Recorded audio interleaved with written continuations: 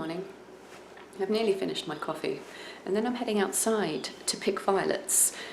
Violets and anything growing outside, anything edible in particular, can be used to harness the natural yeasts and bacteria that live all around us. And by culturing them, you can very quickly make a yeast water solution that then you can use for drinking as a beverage, or you can use it for making bread. Let's go have a look.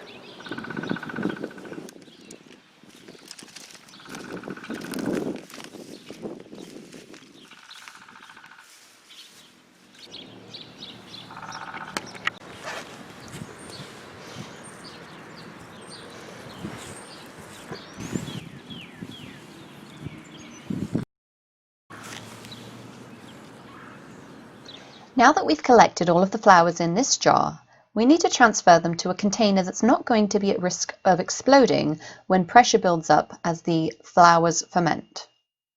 We'll add the flowers to the jar and then add a sugar solution that's about 10% sugar. I'm adding about 600 grams of water and about 10% or 60 grams of sugar. I should note that these amounts do not have to be exact. The next step after putting the lid on the bottle is a process of shaking. The shaking serves two purposes. It helps to dissolve the sugar in the water, but it also helps to release the yeast and bacteria from the flowers into the solution where they will be able to then feed on the sugar and grow and multiply. This process is repeated daily until there is notable pressure building up and the solution is deemed to be active. You can see how the color of the water changes as we move from day 1 through day 4.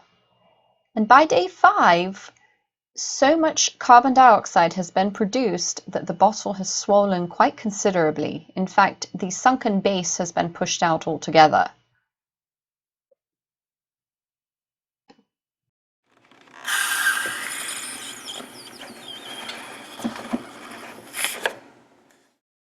Once your solution is clearly fermenting, you have an option of either using it immediately or bulking it up if you wish to make a larger loaf of bread. And that's what I decided to do here.